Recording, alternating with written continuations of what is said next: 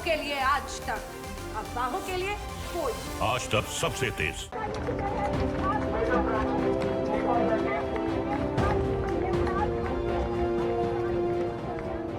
नित नए कीर्तिमान स्थापित कर रहे इसरो ने एक और उपलब्धि अपने नाम दर्ज की है।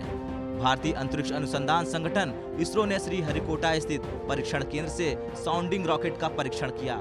ये न्यूट्रल विंड और प्लाज्मा डायनेमिक्स में व्यवहारिक भिन्नताओं का अध्ययन करेगा। इस रॉकेट का नाम साउंडिंग रॉकेट RH560 रखा गया है।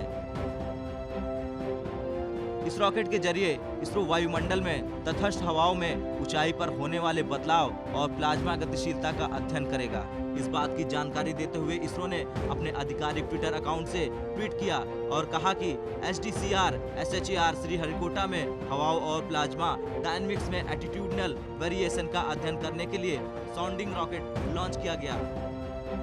इसरो की ओर से आगे बताया गया कि वो लॉन्च किए गए वाहनों और उपक्रमों में उपयोग के लिए नए घटकों या उप प्रणालियों के प्रोटोटाइप का परीक्षण करने या साबित करने के लिए आसानी से किफायती प्लेटफॉर्म के रूप में काम करता है। इसरो ने 1965 में स्वदेशी रूप से निर्मित लगने वाले रॉकेट लॉन्च करना शुरू कर दिया था और प्राप्त अनुभवों का महत्व प्रणोदक प्रौद्योगिकी में बहुत अधिक था।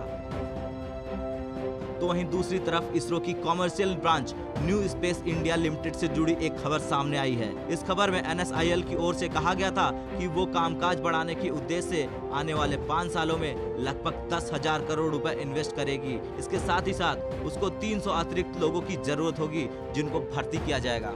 इन सब के बीच आपको ये बता दें कि इसरो ज्यादातर प्रक्षेपण श्रीहरिकोटा से ही क्यों करता है। दरअसल भारत के उपग्रह प्रक्षेपण पैड के रूप में श्रीहरिकोटा का चयन करते समय कई चीजों को ध्यान में रखा गया है। ये एक द्वीप है जो आंध्र प्रदेश में स्थित है। इसकी भौगोलिक स्थिति ही इसकी महत्वपूर्ण ताकत है। जब एक रॉकेट लॉन्च होता है तो वो निर्धारित किए गए रास्ते से भटक भी सकता है। ऐसी स्थिति आने पर उसे नष्ट करने का आदेश दिया जाता है। ये कमांड यानी आदेश रॉकेट को नष्ट कर पूरी तरह से विघटित कर देता है और इसे समुद्र में गिरा देता है। यही वजह है कि बंगाल की खाड़ी से घिरा श्रीहरिकोटा एक आदर्श लॉन्च पैड है। खैर, लाख चुनौतियां होने के बावजूद जिस मजबूती के साथ भारत में फैसले लिए जा रहे हैं उसने पूरी दुनिया में मिसाल कायम कर दी है। जहां एक तरफ भारत वसुदेव कुटुंबकम की नीति के तहत पूरी दुनिया के लिए कोरोना से लड़ाई लड़ रहा है, तो वहीं अंतरिक्ष के क्षेत्र में वो एक के बाद एक नई लंबी छलांग लगा रहा है। और यही वजह है कि इसरो लगातार अपने कामयाबी और काबिलियत के दम पर अपना लोहा मनवा रहा है। पूरे विश्व में कोई ऐसा देश नहीं है जो इसरो की कामयाबी का लोहा न मान रहा हो। ब्यूरो रिपोर्ट, भारत तक।